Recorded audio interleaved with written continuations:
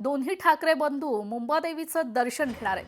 11 वाजता मुंबादेवीचं दर्शन घेण्यासाठी दोघंही दाखल होणार आहेत। तर निवडणुकीच्या आधी देवीचं दर्शन घेणार आहेत। निवडणुकीच्या आधी देवीचं दर्शन घेण्यासाठी दोन्ही ठाकरे बंधू मुंबादेवीच्या दर्शनासाठी जाणार आहेत।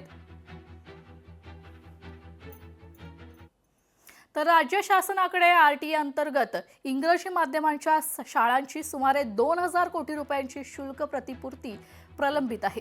ही रक्कम दिली जात नाही तोपर्यंत इंग्रजी माध्यमांच्या शाळा लॉग इन प्रणालीवर कोणतीही नोंदणी करणार नाहीत असा ठाम निर्णय महाराष्ट्र इंग्रजी शाळा संस्थाचालक लोक संघटनेने घेतला असल्याचं मेस्टा संघटनेचे अध्यक्ष डॉक्टर संजयराव तायडे पाटील यांनी स्पष्ट केलं आहे।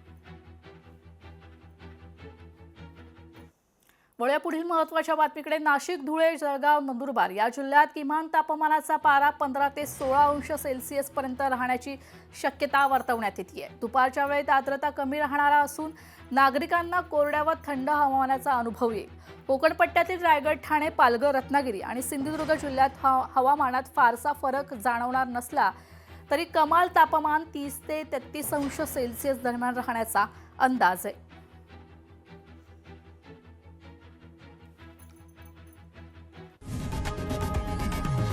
लोकशाही मराठी ऐका, पहा, जागरूक रहा।